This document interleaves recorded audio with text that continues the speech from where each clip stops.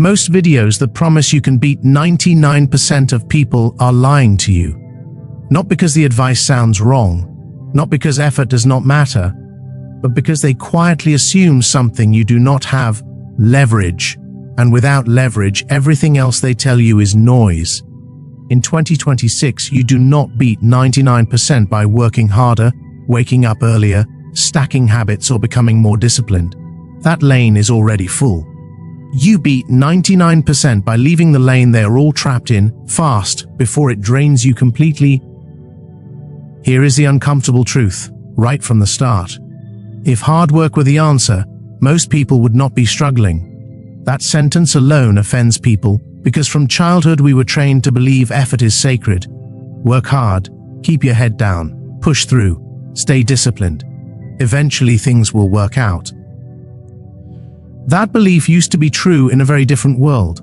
A world where effort was rare, competition was local, information was scarce, and simply showing up already put you ahead. Machiavelli understood this centuries ago. He warned that power never rewards virtue by itself. It rewards position. Those who confuse morality with outcomes always lose to those who understand structure.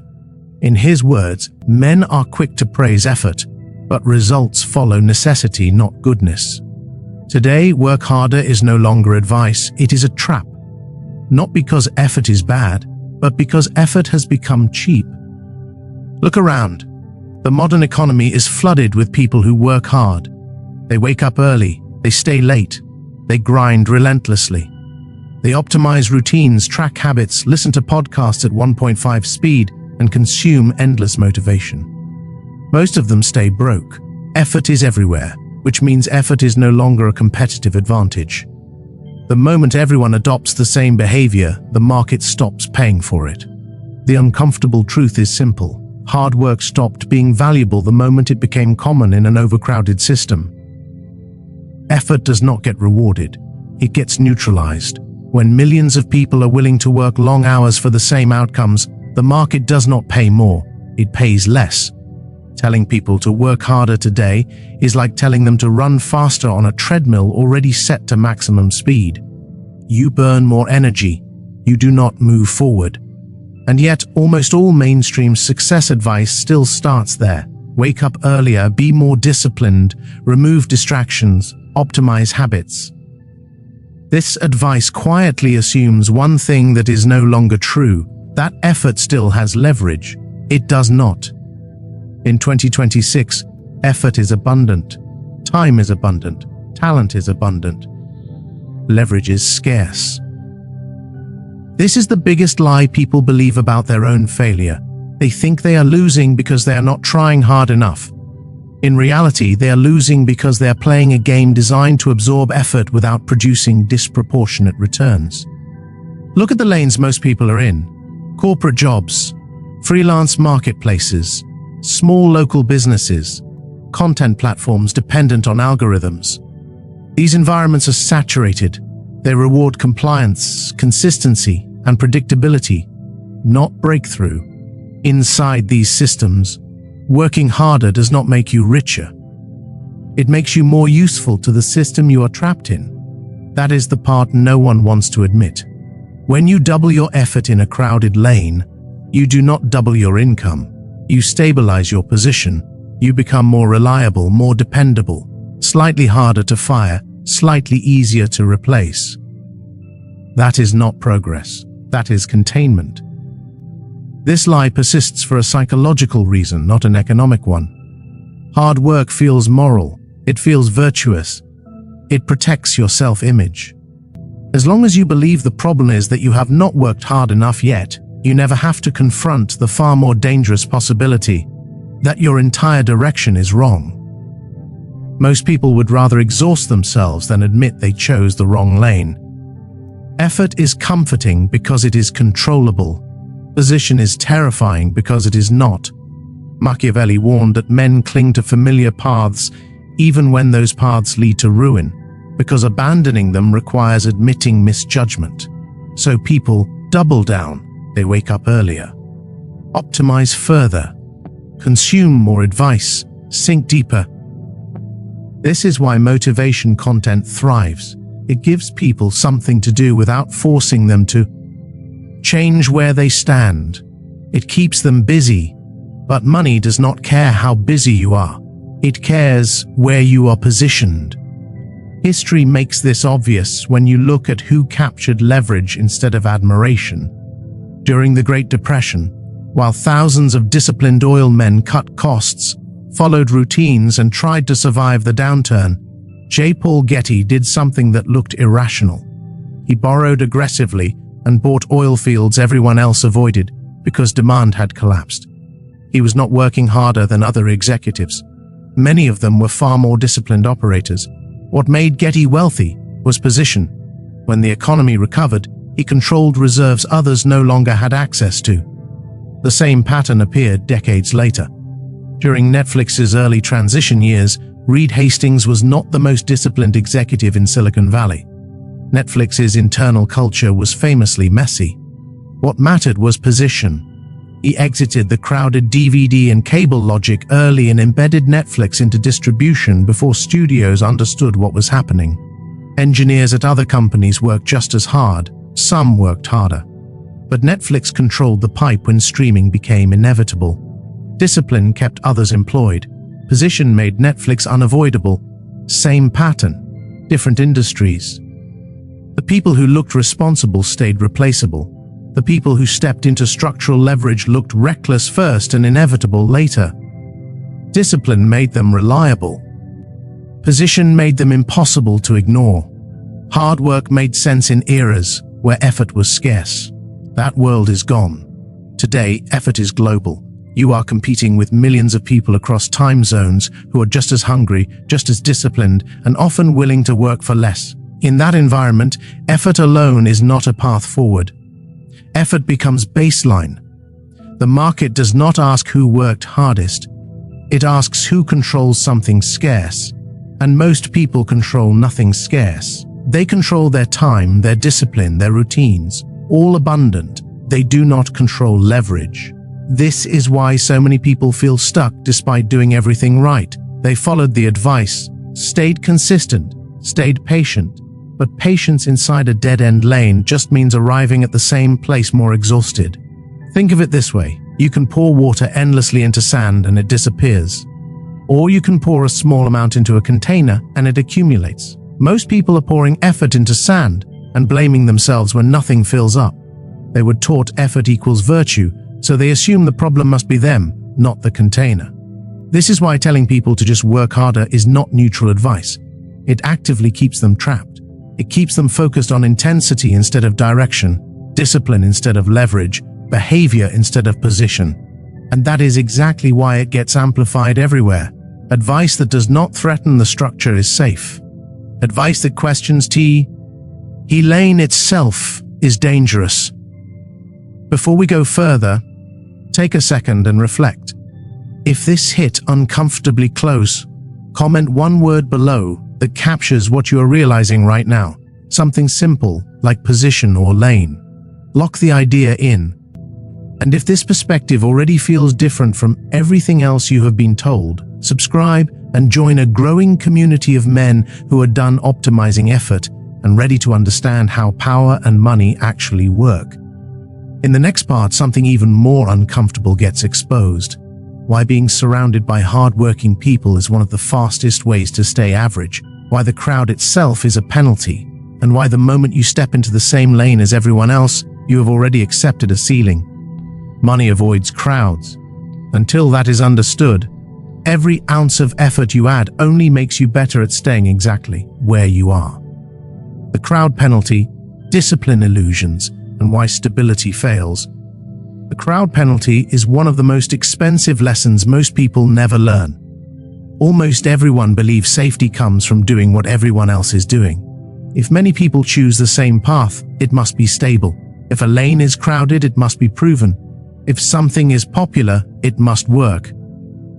That belief feels logical, it feels responsible, and it is financially lethal. Because in reality, being in the same lane as the crowd does not protect you. It penalizes you. Crowds do not create opportunity, they consume it. Every time a lane becomes safe, it also becomes saturated. And the moment a lane is saturated, returns collapse. This is not a moral statement. It is a structural one. The modern economy punishes predictability, and nothing is more predictable than a crowd. Look at what people call safe choices: a stable job, a respectable career, a skill everyone recommends learning, a business model with thousands of tutorials on YouTube. These things feel safe because they are familiar. But familiarity is not safety. Familiarity is visibility. And visibility attracts competition. Hence you choose a lane because it feels safe. What you're actually choosing is a lane where millions of other people already are or are actively moving into. And when supply explodes, value dies. Machiavelli warned that following the crowd is how men surrender power without realizing it. He observed that those who move with the masses inherit the fate of the masses. The crowd moves slowly, it reacts late, and it pays in averages. This is why following mainstream advice almost guarantees average outcomes. OT, because the advice is wrong in isolation, but because it sends too many people to the same destination. Earn to code, start a dropshipping store, become a freelancer, build a personal brand, create content. None of these are bad ideas, but the moment they become mass advice, they stop being leverage. The market does not reward what is common, it discounts it. Yet society keeps pushing people toward crowded lanes, IBR, intentionally, because crowded lanes are easier to manage. Predictable people are controllable. Organized ambition flowing through narrow paths is easy to absorb. This is why the system constantly promotes stability. Stability sounds responsible. Stability sounds mature. Stability sounds like adulthood. But stability, in economic terms, often means something very specific: low variance, low upside, and total dependence on continuity. Stable paths are designed to keep systems running, not to create outsized outcomes. This is the distinction most people never learn to make. Stable does not mean scalable. A stable system works as long as nothing changes. A scalable system grows faster than the effort put into it. Most people spend their lives optimizing for stability and then wonder why they never experience exponential results. They choose jobs where income increases linearly, businesses that require constant presence, skills that cap out quickly, environments where growth is incremental by design. And they call this being realistic. But realism, when shared by millions, becomes a ceiling. Crowded lanes reward compliance, not initiative. They reward reliability, not leverage. They reward those who fit, not those who expand. This is why being surrounded by hardworking people often makes you poorer over time. Because effort only compounds when applied in uncrowded territory. In a crowd, effort cancels out. Everyone is trying, everyone is grinding, everyone is improving. The advantage disappears. What remains is price competition, burnout, and marginal gains. This is why people in crowded lanes obsess over optimization. They optimize schedules, workflows, productivity habits. Because when direction cannot change, intensity becomes the only variable left. But intensity inside a crowded lane does not produce escape, it produces exhaustion. This is where discipline enters the story, and where most people get deeply confused. Discipline is praised relentlessly, romanticized endlessly, and treated as if it were a shortcut to power. But discipline does not make you rich, it makes you reliable, and those are not the same thing. In today's economy, discipline is not leverage, it is the baseline. You are not special because you wake up early. You are not rare because you work out. You are not ahead because you follow a routine. You are simply compliant with expectations millions of others already meet. Discipline helps you stay inside a system longer. It does not help you escape it. In fact, discipline often becomes a liability. A disciplined person tolerates more. They endure more. They stay longer in low-leverage positions because they are trained to push through.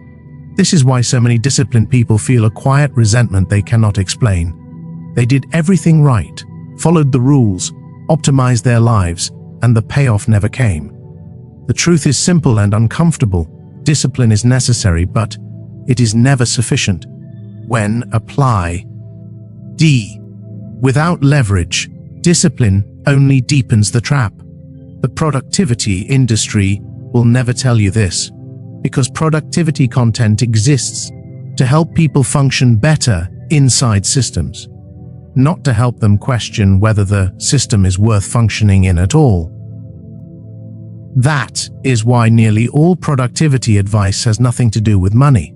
Morning routines, habit tracking, time blocking, clean diets, minimalism. These things may improve clarity or health, but none of them create direct contact with money. Money does not respond to cleanliness. It responds to value flow. This is the missing link most people never see. A disciplined lifestyle does not automatically place you near opportunity. All discipline does is make you more efficient at whatever you are already doing. And if what you are already doing has a ceiling, discipline just helps you hit that ceiling faster. History makes this obvious. Take Jacob Fugger in the early 1500s, known as Fugger the Rich, a German merchant banker and mining entrepreneur whose financial power shaped Renaissance Europe. He did not outwork other merchants. Many of them were more disciplined and visibly virtuous. What made Fugger dangerous was position. He financed emperors, controlled silver supply routes, and embedded himself so deeply into European politics that wars stalled if he stepped away. His leverage came from being structurally necessary, not morally impressive. Or look at Armand Hammer. By modern productivity standards, his fee was chaotic. No perfect routines, no clean structure.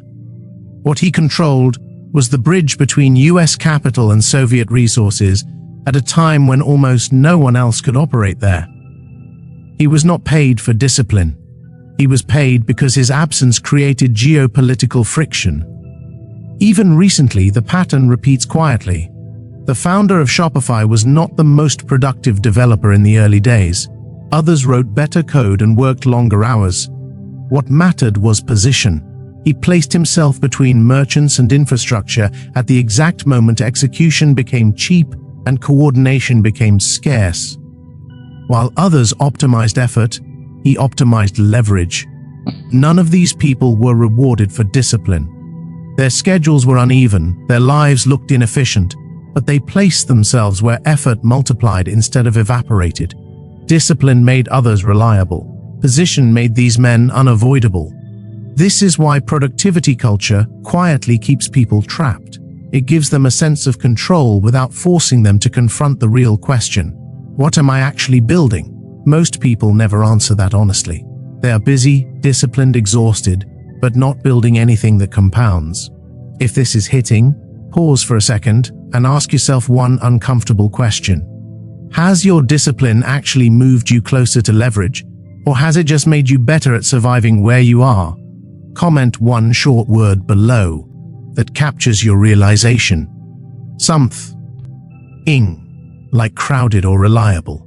In the next part, the illusion gets dismantled completely. The real engine behind money gets exposed, not effort, not discipline, position. Why money is not a reward but a response. Why absence matters more than presence. And why understanding position changes everything. Position, unavoidability, and why speed now beats skill. Money does not flow to effort. It does not flow to intelligence, morality, or even discipline. Money flows to position. That single sentence explains almost every financial inequality people complain about and almost every failure they refuse to understand. Most people think money is a reward. It is not. Money is a response to pressure, dependency, and structural importance. If you want to understand why some people are paid absurd amounts while others grind endlessly for crumbs, stop asking who works hardest and ask the only question that matters. What breaks if this person disappears? Machiavelli saw this clearly. He wrote that power belongs to those who make themselves necessary, not admirable, not virtuous, necessary. Position is not your job title, your credentials, or your skills in isolation. Position is the relationship between what you do and what the system needs to keep functioning. A position exists only when your absence creates cost, delay, risk, or chaos. No absence, no leverage, no money. Most people never think this way. They think in tasks, hours, effort, and compliance. They ask how to become better at what they do. That question keeps them replaceable. The correct question is far more dangerous. What role do I play that cannot be easily removed, outsourced, or ignored? Very few people want to ask that, because the answer often shatters their self-image. It forces you to confront the possibility that you are busy but not essential, active but not critical, visible but not necessary. To understand how money really concentrates, you need to understand the positional layers that exist in every system. The first layer is the replaceable position. This is where the majority of people live, the replaceable position. Replaceable means your output is standardized. Your tasks are well defined. Your replacement cost is low. If you disappear, someone else can be trained, hired, or automated with minimal disruption. The system barely notices. Replaceable positions are not bad. They are necessary. But they do not accumulate power. In these roles, money is capped because risk is capped. The system does not fear losing you, so it does not pay you to stay. It pays you just enough to remain functional. The second layer is the hard-to-replace position. This is where many people stop climbing because it feels like success. Hard to replace means specialized knowledge, accumulated experience, contextual understanding, and a meaningful onboarding cost. If you disappear, projects slow, quality drops, and costs increase. The system is annoyed, not threatened. People in these positions earn more, receive praise, and feel respected. But here is the truth most people miss. Hard to replace is still replaceable given enough time, money, or desperation. Processes change. Tools improve. Someone else learns your edge. Your advantage erodes. Your leverage exists, but it is temporary. This is why people in this tier live with quiet anxiety. They sense their value, but they also sense how fragile it is. The third layer is the unavoidable position. This is where money concentrates violently. Unavoidable means decisions cannot move without you. Value cannot flow without you. Risk increases sharply in your absence. If you disappear, the system must reorganize around the loss. Not because you are talented, but because you are structurally embedded. This is where people stop being paid for labor and start being paid for leverage. Income becomes non-linear. Time detaches from reward. Effort stops correlating with outcome. History is full of examples. The wealthiest merchants in Renaissance Florence were not the busiest traders. They controlled credit routes and political alliances. During the rise of Standard Oil, Rockefeller was not drilling more oil than everyone else. He controlled refining and distribution choke points. In modern tech, founders who owned platforms, marketplaces, and infrastructure captured orders of magnitude more wealth than equally talented builders who remained employees. Same intelligence, same effort, different position. Unavoidable positions are rare because they are uncomfortable. They attract scrutiny. They create enemies. They cannot be earned through obedience. They must be taken. This is why most people never reach them. Systems do not want dependency. They tolerate it only when forced. And to force dependency, you must move into risk. Unavoidable positions sit at the intersection of uncertainty and consequence. This brings us to the reality of 2026. Why speed now beats skill. In stable eras, depth of skill mattered more than speed. In unstable eras, speed of repositioning destroys depth of skill. And 2026 is not stable. Technology is accelerating. Institutions are lagging. Rules are unclear. AI is not coming. It is already embedded. But AI does not eliminate value. It relocates it. And relocation creates temporary asymmetry. Most people experience AI as a threat because they are attached to tasks. Tasks are easy to automate. Positions are not. When execution becomes cheap, distribution becomes everything. When production becomes easy, ownership becomes rare. When skill barriers collapse, attention, leverage, and coordination matter more than ever. This is why people with modest ability are outperforming experts right now. Not because they are better, but because they moved. Speed does not mean working harder. It means repositioning before the crowd understands what is happening. Most people are still optimizing inside collapsing lanes. They are upgrading skills for rinking roles, competing harder in saturated markets, and waiting for clarity that will never arrive. While they wait, the window opens, and then it quietly closes. Machiavelli warned that fortune favors the bold not because they are reckless, but because they act before conditions harden.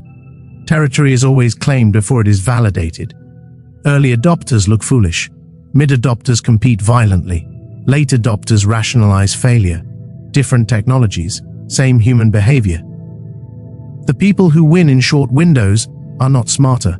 They simply accept uncertainty earlier. Pause here and be honest.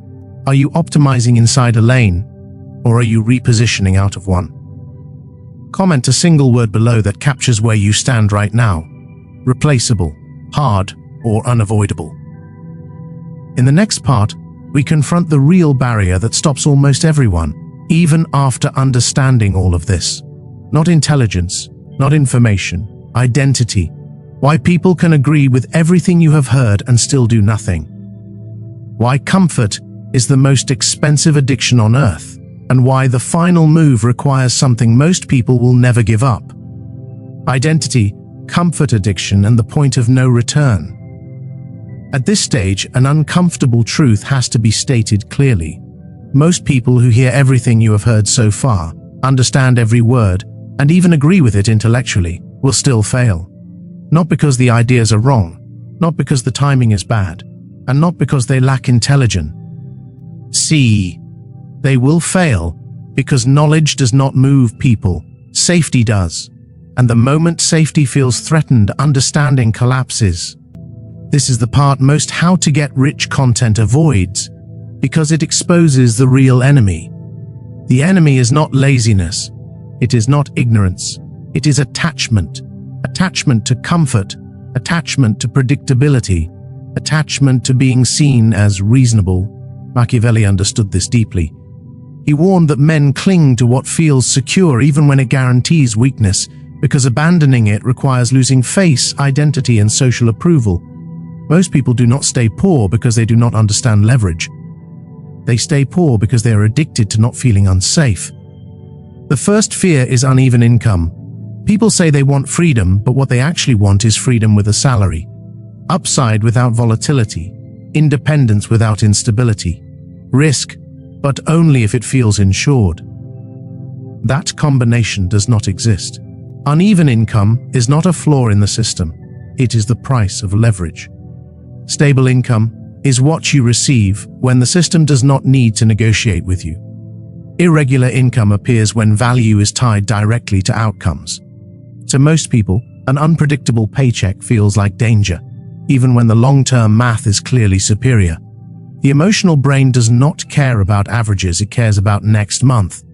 So people choose capped lanes because predictability feels like survival. They tell themselves they are choosing peace. What they are really buying is emotional anesthesia. The second fear is being seen as stupid. This destroys more potential than failure ever could. Many people will tolerate years of under-earning, but they will not tolerate a few months of looking foolish. They fear explaining unconventional choices, being misunderstood, being judged as reckless. So they choose paths that look intelligent, respectable, and easy to justify. This is social self-defense, and it is lethal. Breakthrough paths almost always look irrational at first. They violate norms, they skip steps, they ignore credentials, which means the early phase comes with ridicule. Most people would rather be quietly miserable than visibly wrong. They prefer slow decay to loud risk. Machiavelli noted that men fear disgrace more than loss, even when disgrace is temporary and loss is permanent. The third fear is darker, the fear of succeeding in a way that feels low status. People are not only afraid of failing, they're afraid of winning the wrong way. They want wealth that looks noble, clean, and admirable. As a result, they reject opportunities that feel too simple, unglamorous, or beneath their identity. They say things like, "That's not me," or "I want to do something meaningful." What they really mean is, "I don't want to feel inferior while winning." The market does not care about your self-image. It pays for utility. And utility is often boring, unsexy, and invisible. This is why many people choose to struggle doing things they are proud of, rather than win doing things they secretly look down on. Ego is expensive. Then there is the most dangerous force of all: comfort. Comfort is not rest. Comfort is avoidance without pain. It is routine, predictability, and low emotional friction, and it is chemically addictive. Predictability lowers stress. Familiarity stabilizes identity. Even when comfort is quietly destroying someone's future, they defend it. They rationalize it. They romanticize it. Comfort is not neutral. Comfort is a trade, and the currency is potential. This is why people do not move even when the path is clear. The cost is not intellectual, it is emotional. Moving requires loss of identity, loss of certainty, loss of social validation, and loss of psychological safety. Most people are not willing to experience those losses voluntarily. They would rather be unhappy than unsafe. This is where the archetypes reveal themselves. The employee believes the problem is pay or recognition, but their real issue is dependency. Their output is filtered. Their absence changes nothing. The small business owner believes ownership equals freedom, but they are embedded, not positioned. If they stop, everything breaks. The creator believes attention equals leverage, but they do not own distribution. They are tolerated, not essential. Different lives, same cage. All three optimize execution inside a lane instead of questioning the lane itself. They become better prisoners. And the final step out of that cage is the one almost no one takes: cutting the exit. As long as retreat exists, your nervous system never commits. You can understand leverage, agree with positioning, and still keep a back door open. "I'll try, but I can go back." That safety valve is exactly why nothing changes. The game only changes when retreat becomes impossible, when there is no guaranteed paycheck, no respected identity to hide behind, no authority figure to blame. This is the point of no return, not because the world suddenly rewards you, but because you stop negotiating with yourself. Responsibility becomes total, and total responsibility changes how you think, what you tolerate, and what you do next. When excuses disappear, helplessness disappears with them. History is clear on this. Every real wealth break contains a period that looks like loss. Fewer people around you, less certainty, more tension. Machiavelli observed that those who gain power often appear weakened first because they've abandoned old protections before new ones solidify. This is where most people turn back, and that is the line. On one side are people who keep optimizing effort inside crowded lanes, competing harder each year for shrinking rewards. On the other are people who reposition early, accept short-term instability, and exit the crowd. Both groups work hard. Both are intelligent. Only one compounds. Before this ends, take one final action. If you are still here, comment one word below that represents the decision you know you're avoiding. No explanation, just the word. And if this way of thinking speaks to you, subscribe and join a growing community of men who are done chasing comfort and ready to understand power, leverage, and wealth as they actually are. There is nothing left to explain. 2026 will not reward effort, discipline, or good intentions. It will reward speed of repositioning. You do not beat 99% by being better. You beat them by not being where they are.